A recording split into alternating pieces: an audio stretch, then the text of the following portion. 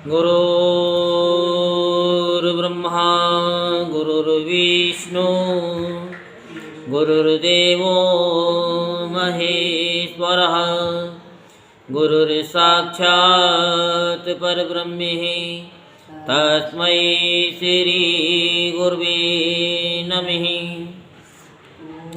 ॐ गजाननं भूतगणादिसेवितं कपितजम्बुफलचारुभक्षणम् उमासुतं शोकविनाशकारिकं नमामि विघ्नेश्वरपादपङ्कजम्।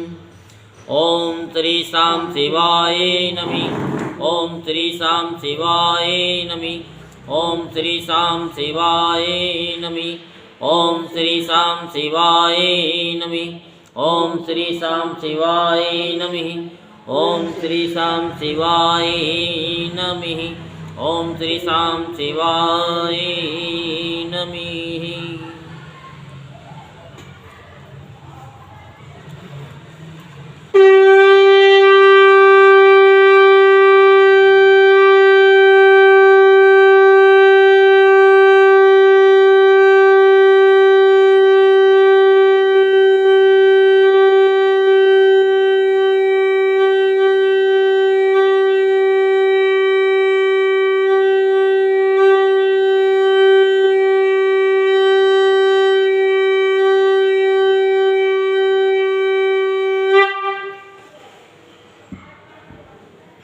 बोलो शंकर भगवान की जय। बोलो उमापति महादेव की जय। आज हम आपको शिव पुराण में कामना भेद से पार्थिव लिंग के पूजन का विधान बताते हैं। तो आप सभी मन को एकाग्र करते हुए शांतिपूर्वक कथा को श्रवण करेंगे और अपने जीवन में जितनी भी कठिनाइयाँ हैं, परेशानी है, दुख दारिद्रता है, जो भी आपके परिवार में जिस चीज़ की प्रॉब्लम है वो प्रॉब्लम को दूर करेंगे। ऋषिगण बोले, हे व्यास शिष्य सूत जी, हे महाभाग, आपको नमस्कार है। हे तात, आपने अच्छी प्रकार से पार्थिव अर्चन की विधि बताई। अब सैकाम पूजन में मनोवांछित पदार्थ के अनुसार कितनी संख्या में पार्थिव लिंगों के पूजन की विधि है? हे दीन वत्सल, इसे कृपा पूर्वक बताइए। सूत जी बोले कि हे ऋषियों, आप सब लोग पार्थिव पूजन की विधि का श्रवण करें, जिसका अनुष्ठान करने से मनुष्य कृत्य हो जाता है। पार्थिव लिंग के पूजन को छोड़कर जो लोग अन्य देवों के यजन में लगे रहते हैं, उनकी वह पूजा तप तथा दान आदि व्यर्थ हो जाता है। अब मैं कामना के अनुसार पार्थिव लिंगों की संख्या बताता हूँ। हे मुनिश्रेष्ठ, अधिक संख्या में अर्चन तो निश्चय ही फलदायी होता है। प्रथम आवाहन तथा प्रतिष्ठा, तदंतर सभी लिंगों का पूजन अलग अलग करना चाहिए। लिंगों का आकार तो एक ही समान ही रखना चाहिए।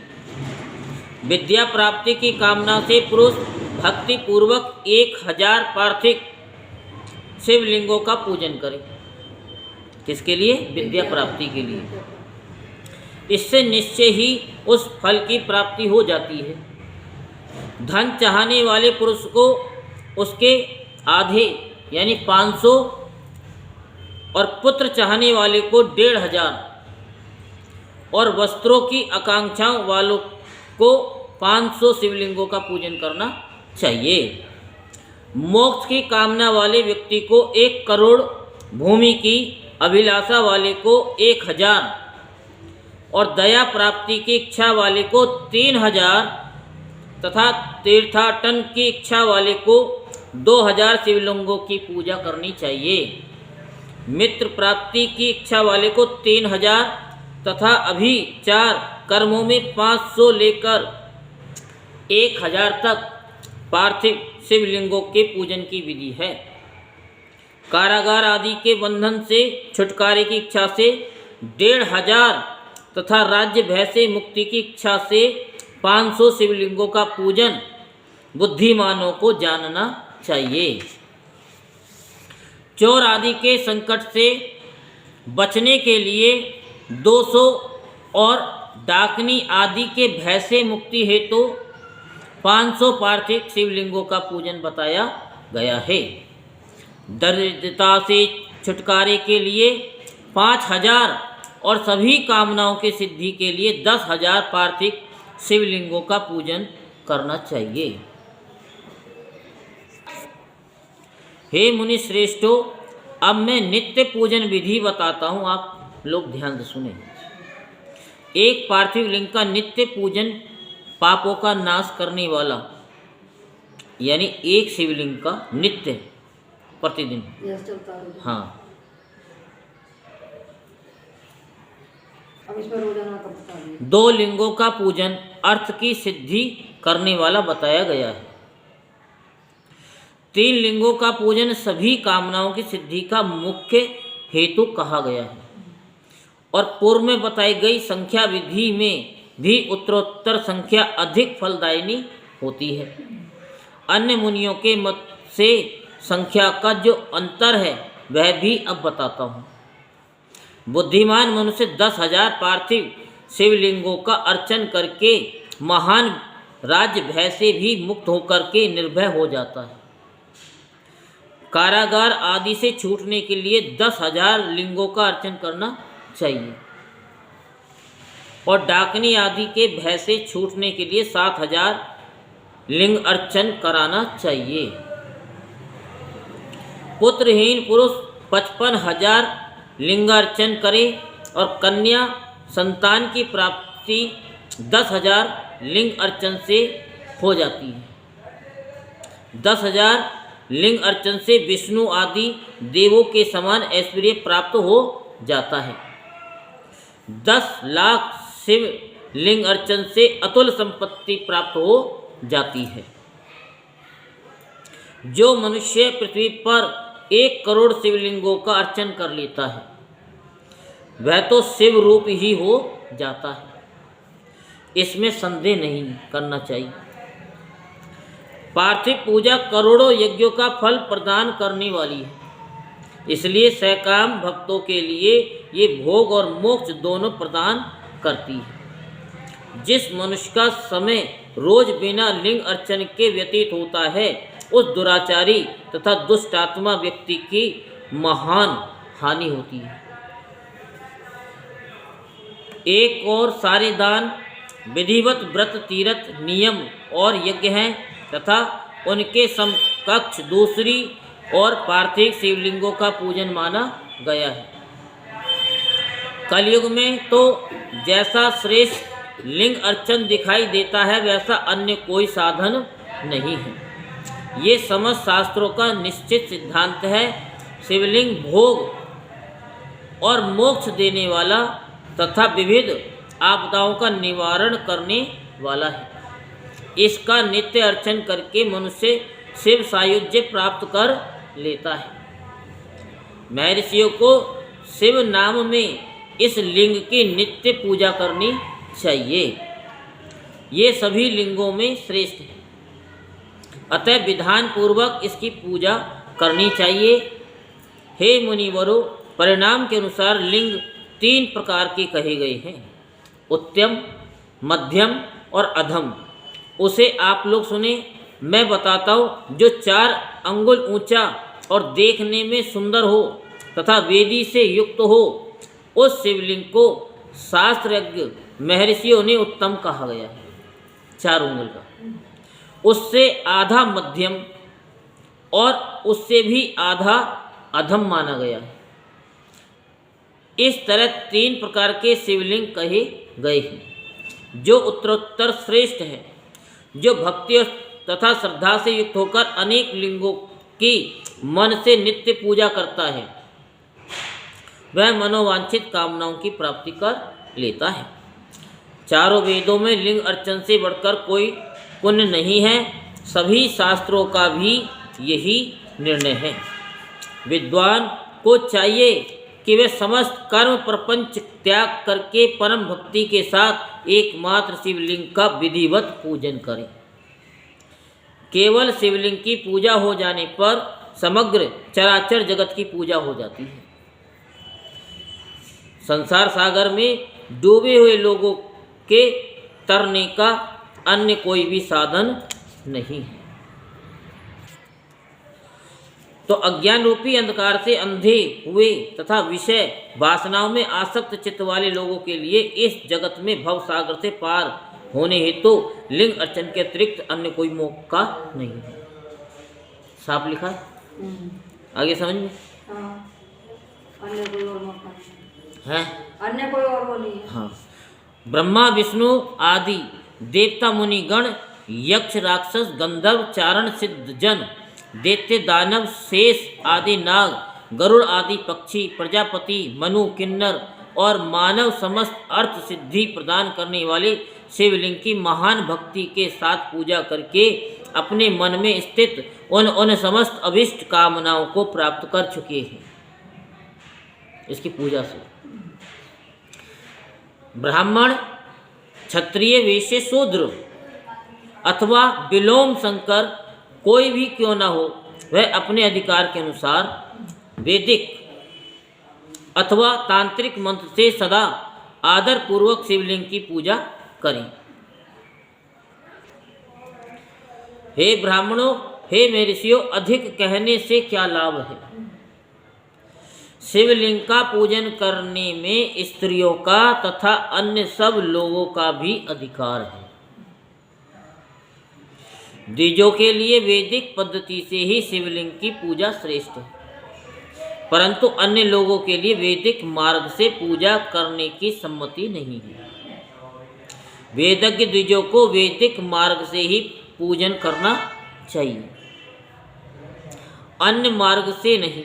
ये भगवान शिव का कथन है। दधीची गौतम आदि के शाप से जिनका चित्त दग्ध हो गया है, उन द्विजों की वैदिक कर्म में श्रद्धा नहीं होती। जो मनुष्य वेदों तथा स्मृतियों में कहे हुए सत्कर्मों की अवहेलना करके दूसरे कर्म को करने लगता है, उसका मनोरथ कभी सफल नहीं होता। इस प्रकार विधि पूर्वक भगवान शंकर का नैवेद्यान पूजन करके उनकी त्रिभुवन में 8 मूर्तियों का भी वहीं पूजन करें। पृथ्वी जल अग्नि वायु आकाश सूर्य चंद्रमा तथा यजमान, ये भगवान शंकर की 8 मूर्तियाँ 8 मूर्ति कही गई।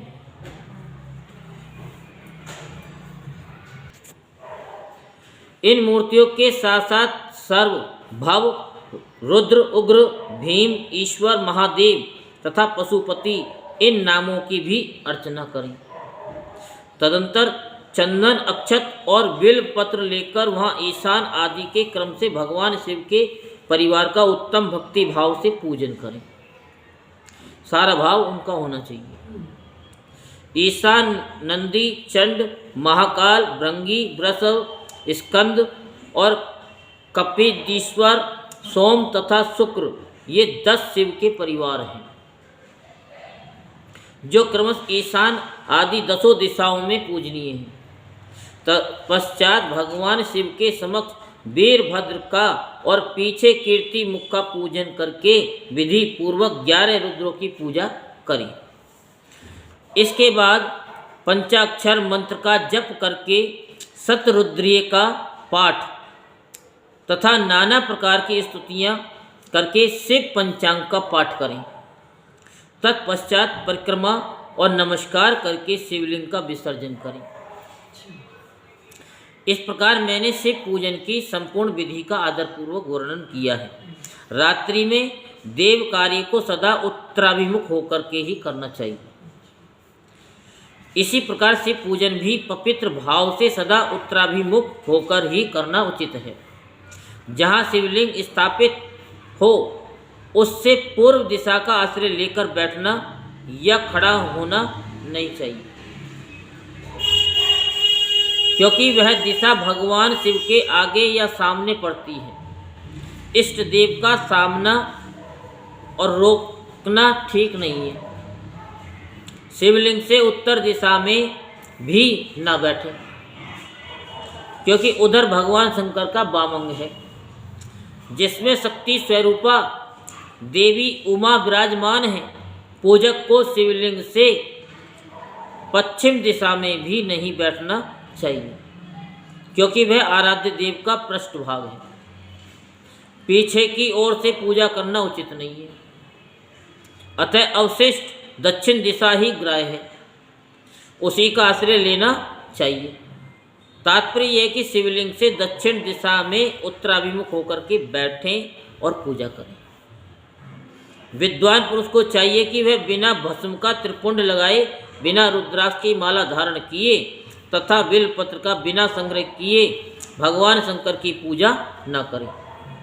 हे मुनिवरों, शिव पूजन आरंभ करते समय यदि भस्म न मिले तो मिट्टी से ही ललाट में त्रिपुंड अवश्य कर लेना चाहिए। अब हम आपको शिव नैवेद्य भक्षण का निर्णय एवं बिल्वपत्र का महत्तम सुनाते हैं। ऋषिगण बोले, हे महामुने, हमने पहले सुना है कि भगवान शिव को अर्पित किया गया नैवेद्य अग्राह्य है, अतएव नैवेद्य के विषय में निर्णय और बिल्वपत्र का महत्तम भी कहिए। तो सूत जी बोले कि मुनियों, अब आप सब सावधानी से सुने, मैं प्रेम पूर्वक सब कुछ कह रहा हूँ। आप लोग शिव व्रत धारण करने वाले हैं, अतः आप लोग धन्य हैं जो शिव का भक्त, पवित्र, शुद्ध, सद्वृत्ति तथा दृढ़ निश्चयी है। उसे शिव नैवेद्य अवश्य ग्रहण करना चाहिए और अग्राह्य भावना का त्याग कर देना चाहिए।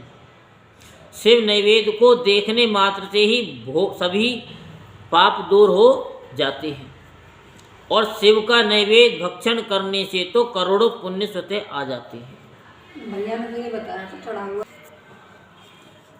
हजार यज्ञों की बात कौन कहे, अर्बुद्ध यज्ञ करने से भी वह पुण्य प्राप्त नहीं हो पाता जो शिव नैवेद्य खाने से प्राप्त हो जाता है। शिव का नैवेद्य खाने से तो शिव सायुज्य की प्राप्ति भी हो जाता है। नैवेद्य क्या होता है? जिस घर में शिव को नैवेद्य लगाया जाता है या अन्यत्र से शिव को समर्पित नैवेद्य प्रसाद रूप में आ जाता है, वह घर पवित्र हो जाता है। नैवेद्य प्रसाद होता है, मीठा होता है, ठीक है, जैसे बर्फी है, कुछ भी मीठा है वो है। भगवान को भोग लगा करके या चढ़ा हुआ भी खा सकते हैं। हाँ। भगवान का होगा चढ़ा हुआ खा सकते हैं। और वह अन्य को भी पवित्र करने वाला हो जाता है। आए हुए शिव निवेद्य को प्रसन्नता पूर्वक सिर झुकाकर ग्रहण करके भगवान शिव का स्मरण करते हुए उसे खा लेना चाहिए। आए हुए शिव निवेद्य को दूसरे समय में ग्रहण करूँगा ऐसी भावना करके जो मनुष्य उसे ग्रहण करने में विलंब करता है उसे पाप लगता है।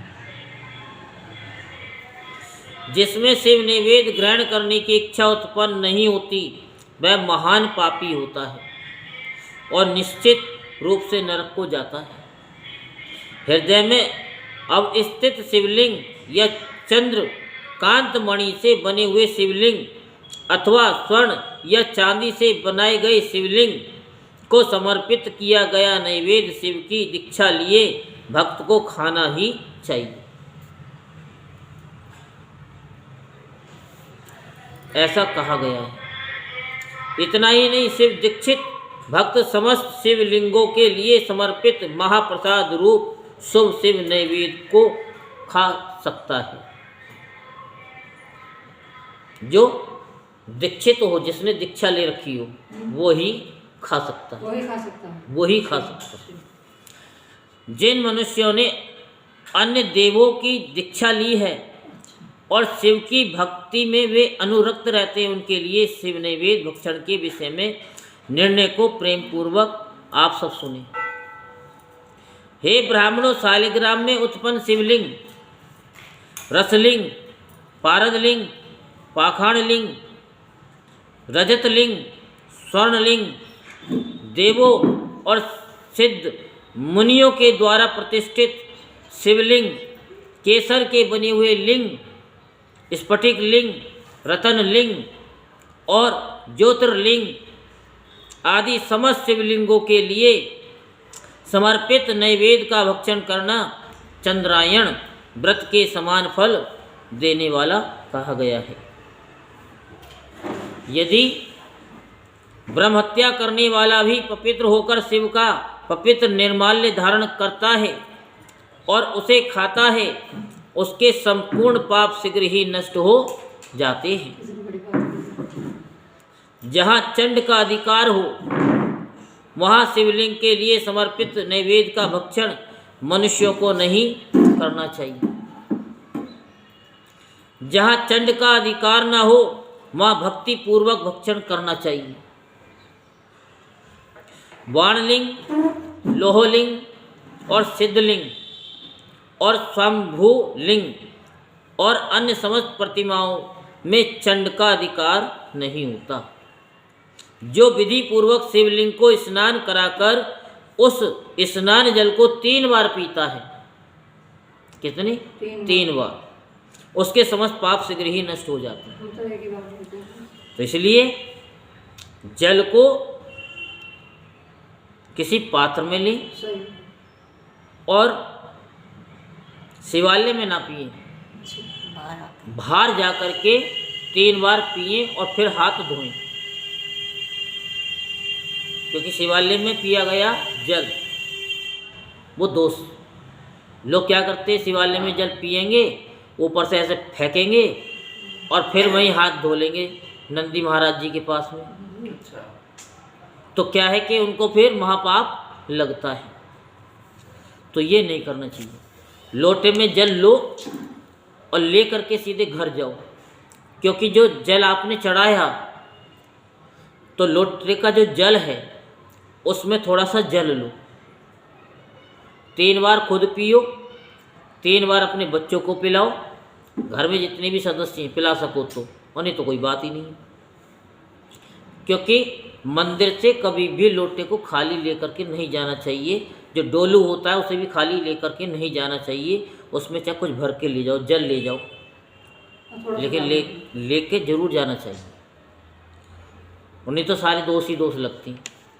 फिर तो फिर यही गाना गाते हैं, खाली डब्बा खाली बोतल ले ले मेरे यार, और खाली से मत नफरत करना, खाली सब संसार। तो फिर वो खाली रहता है।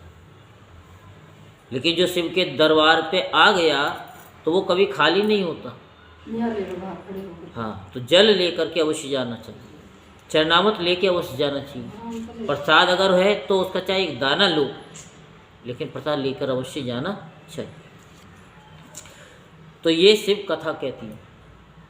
चंड के द्वारा अधिकृत होने के कारण अग्राह्य शिव नैवेद्य, पत्र, पुष्प, फल और जल ये सब शालिग्राम शिला के स्पर्श से पवित्र हो जाता है।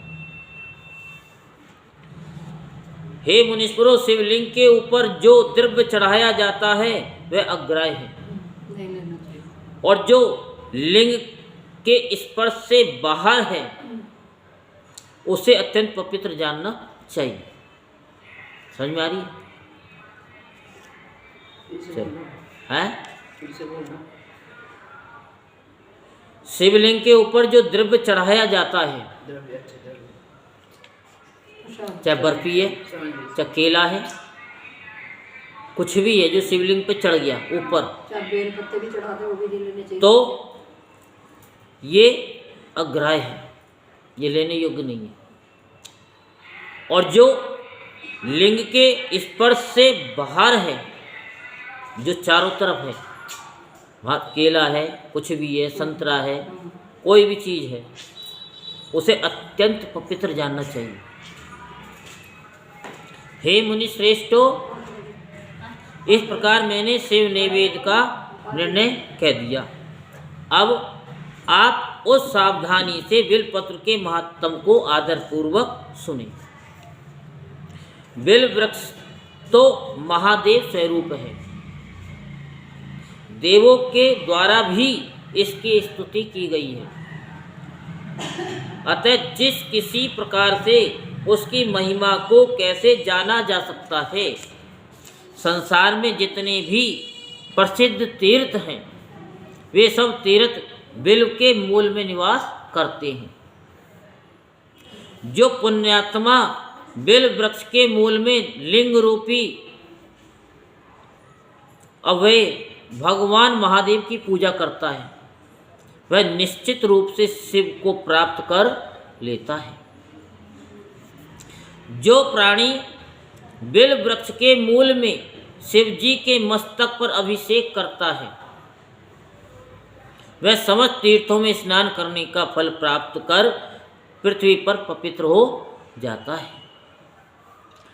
इस बिल्व वृक्ष के मूल में बने हुए उत्तम थाले को जल से परिपूर्ण देखकर भगवान शिव अत्यंत प्रसन्न होते हैं। जो व्यक्ति गंध पुष्प आदि से बिल्व वृक्ष के मूल का पूजन करता है, वह शिव लोक को प्राप्त करता है और उसके संतान और सुख की अभिवृद्धि होती है। जो मनुष्य बिल्व वृक्ष के मूल में आदर पूर्वक दीप माला का दान करता है, वह तत्व ज्ञान से संपन्न होकर महादेव के सानिध्य को प्राप्त हो जाता है। जो बिल्व शाखा को हाथ से पकड़कर उसके नव पल्लव को ग्रहण करके बिल्व की पूजा करता है, वह समस्त पापों से मुक्त हो जाता है। जो पुरुष भक्ति पूर्वक बिल्व वृक्ष के नीचे एक शिव भक्त को भोजन कराता है, उसे करोड़ों मनुष्यों को भोजन कराने का पुण्य प्राप्त होता है। जो बिल्व वृक्ष के नीचे दूध और घी से युक्त अन्न शिव भक्त को प्रदान करता है, वह दरिद्र नहीं रह जाता। हे ब्राह्मणों, इस प्रकार मैंने सांगोपांग शिवलिंग के पूजन विधान को कह दिया है। इसमें भी प्रवृत्तों और निवृत्तों के लिए दो भेद हैं। प्रवृत्ति मार्गियों के लिए पीठ पूजा इस भूतल पर संपूर्ण अभिष्ट वस्तुओं को देने वाली होती है। प्रवृत्ति पुरुष को चाहिए कि सुपात्र गुरु आदि के द्वारा ही सारी पूजा संपन्न करें। शिवलिंग का अभिषेक करने के पश्चात अघैनी अन्न से नैवेद्य लगाना चाहिए। पूजा के अंत में उस शिवलिंग को किसी शुद्ध पुट डिब्बे में रख देना चाहिए अथवा किसी दूसरे शुद्ध घर में स्थापित कर देना चाहिए। निवृत्ति मार्गी उपासकों के लिए हाथ पर ही शिव पूजा का विधान है। उसे भिक्षा आदि से प्राप्त अपने भोजन को ही नैवेद्य रूप में अर्पित करना चाहिए।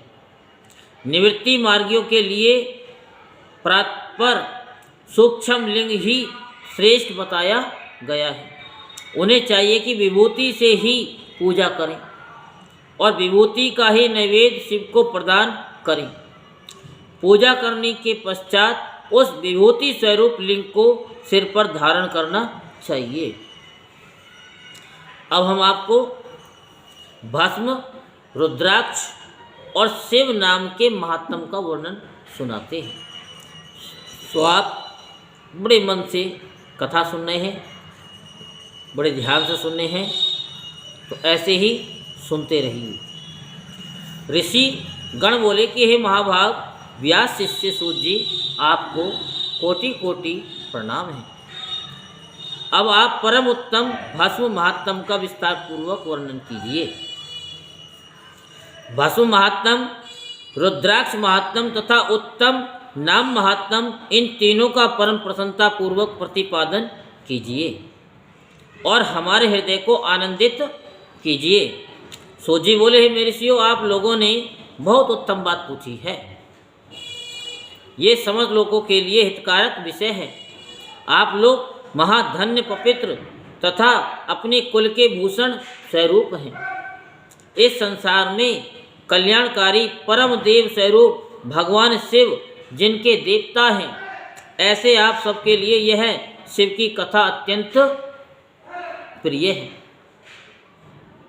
वे ही धन्य और कृतार्थ हैं, उन्हीं का शरीर धारण करना भी सफल है और उन्होंने ही अपने कुल का उद्धार कर लिया है जो शिव की उपासना करते हैं, जिनके मुख में भगवान शिव का नाम है, जो अपने मुख से सदा शिव शिव इस नाम का उच्चारण करते रहते हैं।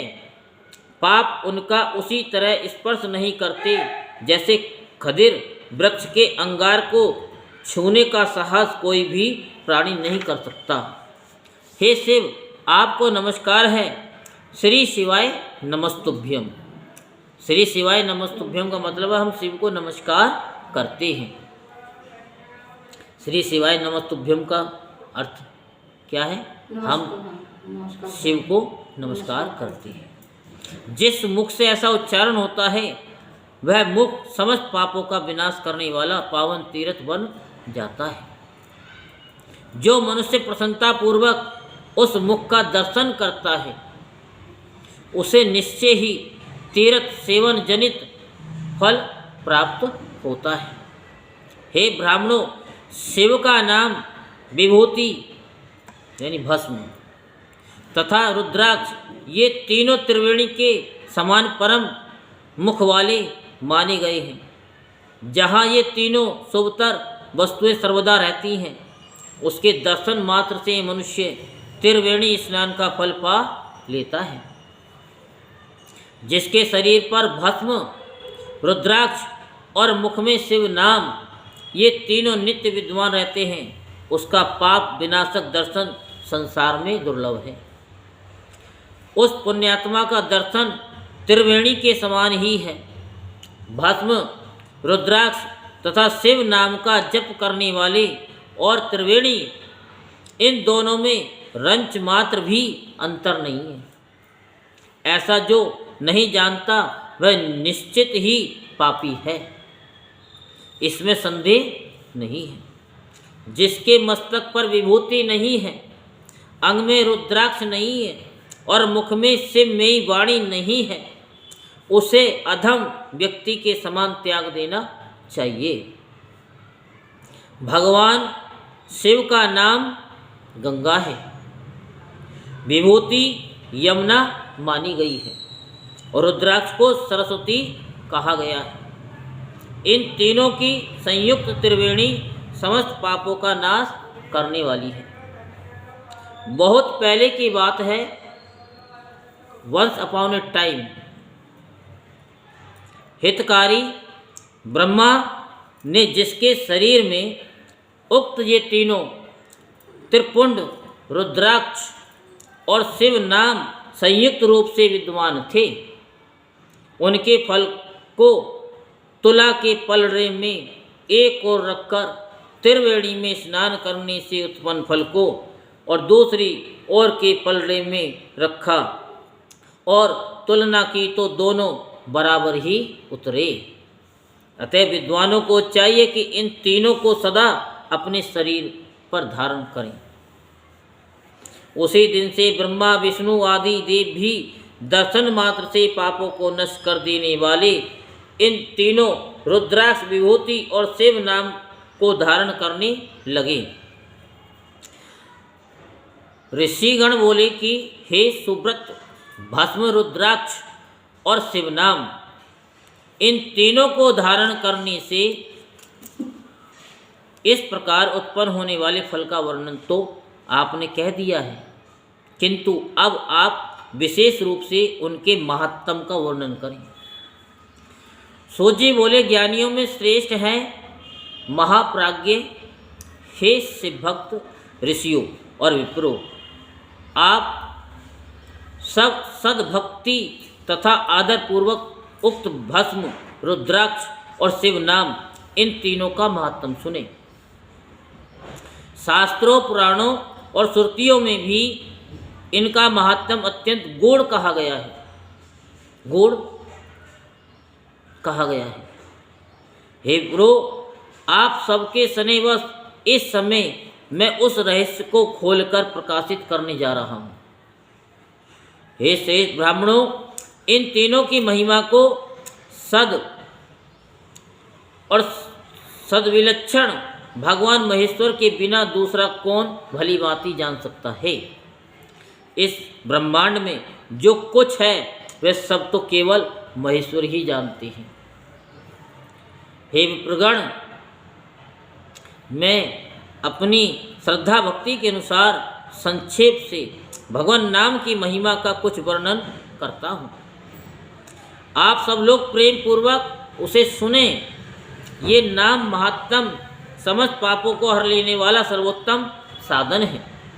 शिव इस नाम रूपी दावानल से महान पातक रूपी पर्वत अनायास ही भस्म हो जाता है।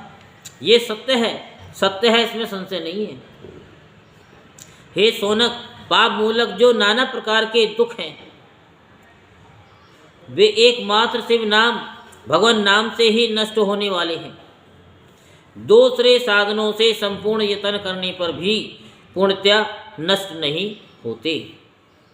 जो मनुष्य भूतल पर सदा भगवान शिव के नामों के जप में ही लगा हुआ है, वे वेदों का ज्ञाता है, वह पुण्यात्मा है, वे धन्यवाद का पात्र है तथा वह विद्वान माना गया है। हे मुनि, जिनका शिव नाम जप में विश्वास है, उनके द्वारा आचरित नाना प्रकार के धर्म तत्काल फल देने के लिए उत्सुक हो जाते हैं। हे मेरे से, भगवान शिव के नाम से जितने पाप नष्ट होते हैं उतने पाप मनुष्य इस भूतल पर कर ही नहीं सकता।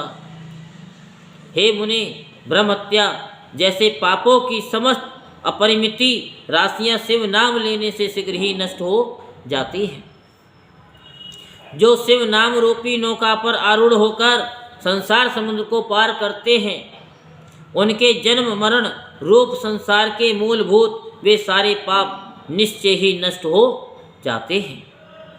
हे महामुनि, संसार के मूलभूत पातक रूपी वृक्ष का शिव नाम रूपी कुठार से निश्चय ही नाश हो जाता है। जो पाप रूपी दावानल से पीड़ित हैं, उन्हें शिव नाम रूपी अमृत का पान करना चाहिए। पापों के दावानल से दग्ध होने वाले लोगों को उस शिव नाम अमृत के बिना शांति नहीं मिल सकती। जो शिव नाम रूपी सुधा की वृष्टि जनित धारा में गोते लगा रहे हैं, वे संसार रूपी दावानल के बीच में खड़े होने पर भी कदापि शोक के भागी नहीं होते। जिन महात्माओं के मन में शिव नाम के प्रति बड़ी भारी भक्ति है, ऐसे लोगों की सहसा और सर्वदा मुक्ति होती है। हे मुनीश्वर, जिसने अनेक जन्मों तक तपस्या की है, उसी की शिव नाम के प्रति भक्ति होती है, जो समस्त पापों का नाश करने वाली है। जिसके मन में भगवान शिव के नाम के प्रति कभी खंडित न होने वाली असाधारण भक्ति प्रकट हुई है, उसी के लिए मोक्ष सुलभ है। ये मेरा मत है। जो अनेक पाप करके भी भगवान शिव के नाम जप में आदर पूर्वक लग गया है, वह समस्त पापों से मुक्त हो जाता है। इसमें संशय बिल्कुल भी नहीं है। जैसे वन में दावानल से दग्ध हुए वृक्ष भस्म हो जाते हैं, उसी प्रकार शिव नाम रूपी दावानल से दग्ध होकर उस समय तक के सारे पाप भस्म हो जाते हैं। जो कथा को सुनते हैं, कथा सुनने वालों को किसी बहाने की जरूरत नहीं है। वो आके भी सुनेगा, यूट्यूब पे भी सुनेगा, फेसबुक पे भी सुनेगा, शेयर चैट पे भी सुनेगा। जहाँ उसका मन करेगा वो वहाँ से सुन लेगा। ना सुनने के लिए तो उसे सौ बहाने समय है ही नहीं। हे सोनक, जिसके अंग नित्य भस्म लगाने से पवित्र हो गए हैं तथा जो शिव नाम जप का आदर करने लगा है, वह घोर संसार सागर को भी पार कर लेता है। ब्राह्मणों का धन हरण और अनेक ब्राह्मणों की हत्या करके भी जो आदर पूर्वक शिव के नाम का जप करता है, वह पापों से लिप्त नहीं होता, अर्थात उसे किसी भी प्रकार का पाप नहीं लगता। अब इसका मतलब ये नहीं कि पाप करते रहो, शिव का नाम जपते रहो। पाप करते रहो और शिव का नाम जपते रहो। शिव का नाम अगर तुमने जपा है तो पाप तुमसे होगा ही नहीं। फिर तो आप उस शिव को भी जानो। संपूर्ण वेदों का अवलोकन करके पूर्ववर्ती महर्षियों ने यही निश्चय किया कि भगवान शिव के नाम का जप संसार सागर को पार करने के लिए सर्वोत्तम उपाय है। हे मुनिवरों, अधिक कहने से क्या लाभ। मैं शिव नाम के सर्व पापाहारी महात्म का वर्णन एक ही श्लोक में करता हूँ। भगवान शंकर के एक नाम में भी पाप हरण की जितनी शक्ति है उतना पातक मनुष्य कभी कर ही नहीं सकता। हे मुनि, पूर्व काल में महापापी राजा इंद्रधुम्न ने शिव नाम के प्रभाव से ही उत्तम सद्गति प्राप्त की थी। इसी तरह कोई ब्राह्मणी युक्ति भी जो बहुत पाप कर चुकी थी, शिव नाम के प्रभाव से ही उत्तम गति को प्राप्त हुई। हे द्विजवरों, इस प्रकार मैंने आप लोगों से भगवान नाम के उत्तम महात्म का वर्णन किया है। अब आप लोग भस्म का महात्म सुने, जो समस्त पावन वस्तुओं को भी पवित्र करने वाला है। अब भस्म का महात्म का निरूपण की कथा को शांतिपूर्वक सुने। सोजी बोले कि हे महर्षियों, भस्म संपूर्ण मंगलों को देने वाला तथा उत्तम है। उसके दो भेद हैं और दो भेद बताए गए हैं। मैं उन भेदों का वर्णन करता हूँ, आप लोग सावधान होकर के सुनिए। एक को महाभस्म जानना चाहिए और दूसरे को स्वल्प भस्म। महाभस्म के भी अनेक भेद हैं। वह 3 प्रकार का कहा गया है, स्रोत, स्मार्त और लौकिक। स्वल्प भस्म के भी बहुत से भेदों का वर्णन किया गया है। स्रोत और स्मार्त भस्म को केवल द्विजों के ही उपयोग में आने के योग्य कहा गया है। तीसरा जो लौकिक भस्म है वह अन्य लोगों के भी उपयोग में आ सकता है। श्रेष्ठ महर्षियों ने ये बताया कि द्विजों को वैदिक मंत्र के उच्चारण पूर्वक भस्म धारण करना चाहिए। दूसरे लोगों के लिए बिना मंत्र के ही केवल धारण करने का विधान है। जले हुए गोबर से उत्पन्न होने वाला भस्म आग्नेय कहलाता है। हे महामुनि, वह भी त्रिपुंड का द्रव्य है, ऐसा कहा गया है। माता श्री भस्म काय के लगाते हैं, भस्म काय के लगाते हैं भोले बाबा, ध्यान पूर्वक सुनो। अग्निहोत्र से उत्पन्न हुए भस्म का भी मनीषी पुरुषों को संग्रह करना चाहिए। तो अन्य यज्ञ से प्रकट हुआ भस्म भी त्रिपुंड धारण के काम में आ सकता है। हाँ, जब हवन होता है तो लगवाते नहीं लगवाते ब्राह्मण लोग हैं, तो वो भस्म है, लेकिन अर्थ का अनर्थ कर देते हैं कि हाँ जी वो भस्म लगाई जाएगी। जालो उपनिषद में आए हुए अग्नि इत्यादि 7 मंत्रों द्वारा जल मिश्रित भस्म से धूलन विभिन्न अंगों में मर्दन या लेपन करना चाहिए। महर्षि जावाली ने सभी वर्णों और आश्रमों के लिए मंत्र से या बिना मंत्र के भी आदरपूर्वक भस्म से त्रिपुंड लगाने की आवश्यकता बताई है। समस्त अंगों में सजल भस्म को मलना अथवा विभिन्न अंगों में तिरछा त्रिपुंड लगाना, इन कार्यों को मोक्षार्थी पुरुष परमार्थ से भी न छोड़ें, ऐसा श्रुति का आदेश है। भगवान शिव और विष्णु ने भी त्रियक त्रिपुंड धारण किया है। अन्य देवियों सहित भगवती उमा और लक्ष्मी देवी ने भी वाणी द्वारा उनकी प्रशंसा की है। ब्राह्मणों, क्षत्रियों, वैश्यों, शूद्रों, वर्ण संकरों तथा जाति भ्रमक पुरुषों ने भी उद्धूलन एवं त्रिपुंड के रूप में भस्म को धारण किया है। जो लोग श्रद्धापूर्वक शरीर में भस्म का उद्धूलन यानी लेप तथा त्रिपुंड धारण करने का आचरण नहीं करते, उनमें वर्णाश्रम समन्वित सदाचार की कमी है।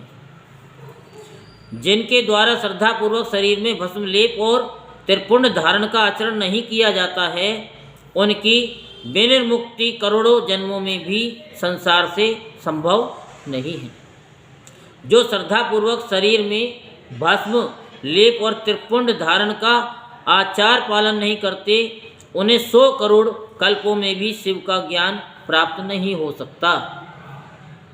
जो श्रद्धापूर्वक भस्म लेप तथा त्रिपुंड धारण नहीं करते, वे महापातकों से युक्त हो जाते हैं, ऐसा शास्त्रों का निर्णय है। जो श्रद्धापूर्वक लेपन और त्रिपुंड धारण नहीं करते, उन लोगों का संपूर्ण आचरण विपरीत फल प्रदान करने वाला हो जाता है। हे मुनियों, जो महापातकों से युक्त और समस्त प्राणियों से द्वेष करने वाले हैं, वे ही त्रिपुंड धारण तथा भस्मोद्वेलन से अत्यधिक द्वेष करते हैं। जो आत्मज्ञानी मनुष्य शिव अग्निहोत्र का कार्य करके त्रयोदशम जमदग्नि इस मंत्र से भस्म का मात्र स्पर्श ही कर लेता है, वह समस्त पापों से मुक्त हो जाता है। जो मनुष्य तीनों संध्या कालों में श्वेत भस्म के द्वारा त्रिपुंड धारण करता है, वह समस्त पापों से मुक्त होकर शिव सानिध्य का आनंद भोगता है। जो व्यक्ति श्वेत भस्म से अपने मस्तक पर त्रिपुंड धारण करता है, वह अनादि भूत लोकों को प्राप्त कर अमर हो जाता है। बिना भस्म स्नान किए ओम नमः शिवाय मंत्र का जप नहीं करना चाहिए।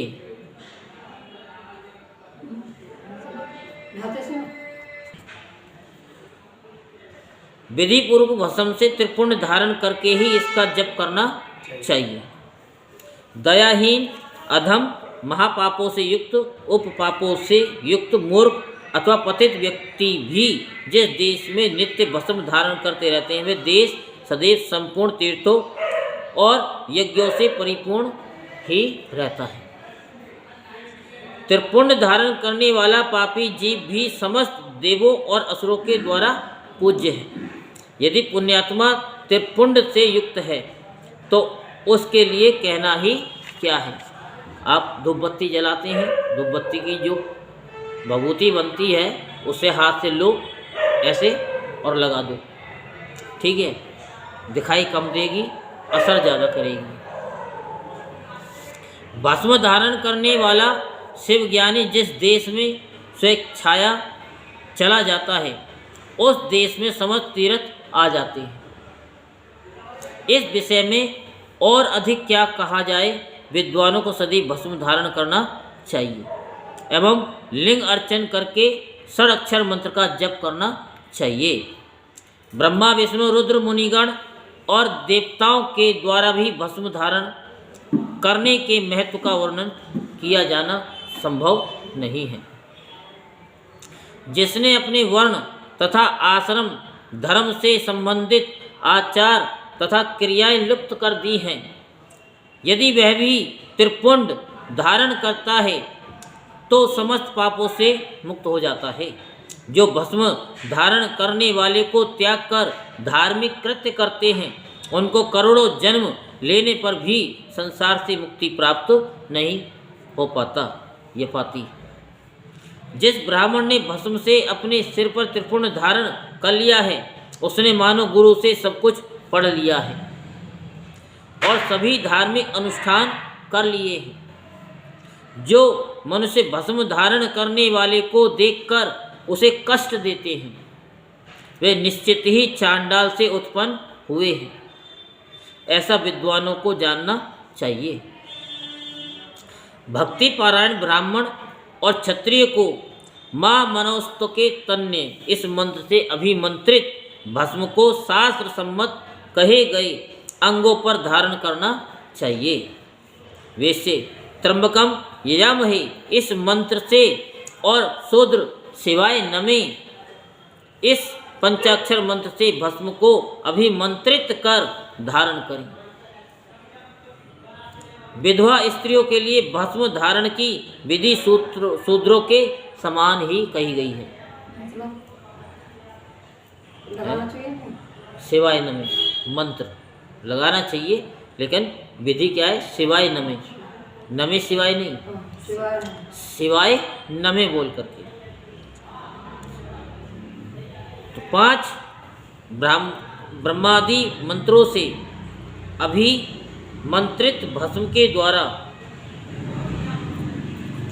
गृहस्थ त्रिपुंड धारण करे। ब्रह्मचारी त्र्यंबकम यामहि, इस मंत्र से भस्म को अभिमंत्रित करके वानप्रस्थी अघोरभ्यो अथ, इस मंत्र से भस्म को अभिमंत्रित करके त्रिपुंड धारण करे। ये भी भस्म भी अभिमंत्रित की जाती है, जैसे प्राण को अभिमंत्रित किया जाता है। ठीक है, मंत्र को भी जगाने का मंत्र है, किंतु यदि सन्यासी प्रणव के मंत्र से भस्म को अभिमंत्रित करके त्रिपुंड धारण करे। जो वर्णाश्रम धर्म से परे है वह शिवोहम, इस भावना से नित्य त्रिपुंड धारण करे। और जो शिव योगी है वह ईशाने सर्व विद्या नाम, इस भावना को करता हुआ त्रिपुंड धारण करे। सभी वर्णों के द्वारा भस्म धारण करने के इस उत्तम कार्य को नहीं छोड़ना चाहिए। अन्य जीवों को भी सदा भस्म धारण करना चाहिए, ऐसा भगवान शिव का आदेश है। भस्म स्नान करने से जितने कण शरीर में प्रवेश करते हैं उतने ही शिव लिंगों को वह धारक अपने शरीर में धारण करता है। ब्राह्मण, क्षत्रिय, वैश्य, शूद्र, वर्ण, संकर, स्त्री, सधवा, विधवा, बालक, पाखंडी, ब्रह्मचारी, गृहस्थ, वानप्रस्थी, सन्यासी वृत्ति और सन्यासिनी स्त्रियां, ये सभी भस्म के त्रिपुंड धारण के प्रभाव के द्वारा मुक्त हो जाते हैं, इसमें संशय नहीं है। जैसे ज्ञानवश या अज्ञानवश धारण की गई अग्नि सबको समान रूप से जलाती है, वैसे ही ज्ञान या अज्ञानवश धारण किया गया भस्म भी समान रूप से सभी मनुष्यों को पवित्र करता है। भस्म या रुद्राक्ष धारण के बिना जल अथवा अन्न को अंश मात्र भी नहीं खाना चाहिए। गृहस्थ, वानप्रस्थ, सन्यासी और वर्ण संकर जाति का व्यक्ति यदि भस्म एवं रुद्राक्ष को धारण किए बिना भोजन करता है वह मात्र पाप ही खाता है और नरक की ओर प्रस्थान करता है। ऐसे समय में उक्त वर्ण धर्मों का वह व्यक्ति गायत्री मंत्र के जप से तथा यति सन्यासी मुख्य प्रणव मंत्र के जप से प्रायश्चित करके मुक्ति प्राप्त कर सकता है। जो त्रिपुंड की निंदा करते हैं वे साक्षात शिव की ही निंदा करते हैं, और जो त्रिपुंड को धारण करते हैं वे साक्षात उन्हीं शिव को ही धारण करते हैं। भस्म रहित भाल को धिक्कार है, शिवालय शिव मंदिर रहित ग्राम को धिक्कार है, शिव अर्चन से रहित जन्म को धिक्कार है और शिव ज्ञान रहित विद्या को धिक्कार है। पंचाक्षर मंत्र से लेकर 7 करोड़ महामंत्र भी अन्य करोड़ों मंत्र शिव केवल्य को प्रदान करने वाले होते हैं। हे मुनि, विष्णु आदि देवताओं के लिए प्रतिपादित अन्य जो मंत्र है वे सभी सुखों को देने वाले हैं। जो त्रिपुंड धारण करता है उसके बस में वे सब मंत्र स्वतः ही हो जाते हैं। त्रिपुंड धारण करने वाला मनुष्य अपने वंश और गोत्र में उत्पन्न हजारों पूर्वजों का और भविष्य में उत्पन्न होने वाली हजारों संतानों का उद्धार करता है। जो त्रिपुंड धारण करता है उसे इस लोक में रोग रहित दीर्घ आयु प्राप्त होती है और वह संपूर्ण भोगों का उपभोग करके जीवन के अंतिम समय में सुखपूर्वक ही मृत्यु को प्राप्त करता है। वह मृत्यु के पश्चात अणिमा, महिमा आदि 8 ऐश्वर्यों और सद्गुणों से युक्त दिव्य शरीर वाले शिव को प्राप्त करता है और दिव्य लोक के देवों से सेवित दिव्य विमान पर चढ़कर शिवलोक को जाता है। वहाँ पर वह सभी विद्याधरों और महापराक्रमी गंधर्वों इंद्रादि लोकपालों के लोकों में क्रमशः जाकर बहुत से भोगों को भोग कर यानी उपभोग करता हुआ प्रजापतियों के पदों तथा ब्रह्मा के पद पर आसीन होकर महादिव्य लोक की सैकड़ों कन्याओं के साथ आनंदित होता है। वह उस लोक में ब्रह्मा की आयु के बराबर आयु को प्राप्त कर अनेक सुखों का भोग करके विष्णु लोक को जाता है और ब्रह्मा के 100 वर्षों तक सुखों का भोग प्राप्त करता है। तदंतर वह शिव लोक को जाकर इच्छानुसार अक्षय कामनाओं को प्राप्त कर शिव का सानिध्य प्राप्त कर लेता है, इसमें संदेह नहीं है। सभी उपनिषदों के सार को बार बार सम्यक रूप से देखकर यही निर्णय लिया गया है कि त्रिपुंड धारण करना ही परम श्रेष्ठ है। जो ब्राह्मण विभूति की निंदा करता है वह ब्राह्मण नहीं है अपितु अन्य जाति का है और विभूति निंदा कारण उसे चतुर्मुख ब्रह्मा की आयु सीमा तक नरक भोगना पड़ता है।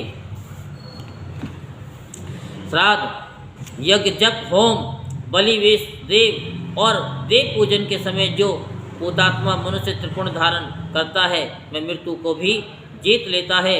मल त्याग करने पर शुद्धि के लिए जल स्नान किया जाता है।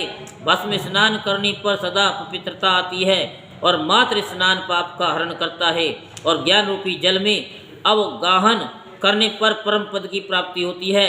समस्त तीर्थों में स्नान करने से जो पुण्य और फल प्राप्त होता है वह फल भस्म स्नान करने वाले को प्राप्त हो जाता है। भस्म स्नान ही परम श्रेष्ठ तीर्थ है जो प्रतिदिन गंगा तीर्थ स्नान के समान है। भस्म तो भस्म रूपी साक्षात शिव है जो त्रिलोक के को पवित्र करने वाला है। बिना त्रिपुंड धारण किए हुए जो ब्राह्मण स्नान, ध्यान, दान और जप आदि अनुष्ठान कर्म करता है वह न तो स्नान है, न ध्यान है, न दान है, न जप आदि अन्य अनुष्ठित कर्म ही है। वानप्रस्थ कन्या और दीक्षा रहित मनुष्यों को मध्याह्न के पूर्व ही जल से युक्त त्रिपुंड धारण करना चाहिए। किससे? जल से। जल रूपी तो जल से भी बता दिया। हाँ, किंतु मध्याह्न के पश्चात जल रहित भस्म से त्रिपुंड धारण करना उचित है। इस प्रकार श्रद्धापूर्वक दृढ़ निश्चय वाला जो व्यक्ति नित्य त्रिपुंड धारण करता है उसे ही शिव भक्त जानना चाहिए। उसी को भुक्ति तथा मुक्ति भी प्राप्त होती है। जिसके अंग पर प्रचुर पुण्य देने वाला एक भी रुद्राक्ष नहीं है वह त्रिपुंड से भी रहित है, उसका जन्म लेना व्यर्थ है। इसके पश्चात भस्म धारण तथा त्रिपुंड की महिमा एवं विधि बताकर सूत जी ने फिर कहा, हे मेरे ऋषियों, इस प्रकार मैंने संक्षेप से त्रिपुंड का महात्म बताया है। ये समस्त प्राणियों के लिए गोपनीय रहस्य है, अतः आपको भी इसे गुप्त ही रखना चाहिए। अगर वैसा नहीं लगा सकते तो जल से त्रिपुंड लगा लेना चाहिए, क्योंकि हमें दुनिया को नहीं अपने आप को सही करना है। मुनिवरों, ललाट आदि सभी निर्दिष्ट स्थानों में जो भस्म से 3 तिरछी रेखाएं बनाई जाती हैं उन्हीं को विद्वानों ने त्रिपुंड कहा है। और बोहों के मध्य भाग से लेकर जहाँ तक बोहों का अंत है उतना बड़ा त्रिपुंड ललाट में धारण करना चाहिए। मध्यमा और अनामिका उंगली से 2 रेखाएं करके बीच में अंगुष्ठ द्वारा प्रतिलोम भाव से की गई रेखा त्रिपुंड कहलाती है। अथवा बीच की 3 अंगुलियों से भस्म लेकर यत्न पूर्वक भक्ति भाव से ललाट में त्रिपुंड धारण करें। त्रिपुंड अत्यंत उत्तम तथा भोग और मोक्ष को देने वाला है। त्रिपुंड की 3 रेखाओं में से प्रत्येक के 9 देवता हैं जो सभी अंगों में स्थित हैं। मैं उनका परिचय देता हूँ, सावधान होकर के सुनिए। इससे आगे की कथा हम कल आपको सुनाएंगे। बोलो शंकर भगवान की जय। बोलो उमापति महादेव की जय। जय जय श्री राधे श्याम, जय जय श्री राधे श्याम, जय जय श्री राधे श्याम। हर हर महादेव, हर हर महादेव, हर हर महादेव। ये YouTube पर इस कथा को सुन रहे हैं, उनका बहुत बहुत साधुवाद है। और कमेंट में हर हर महादेव अवश्य लिखें, जिससे कि महादेव आप पर अपनी असीम अनुकंपा बरसाएं। बोल शंकर भगवान की जय।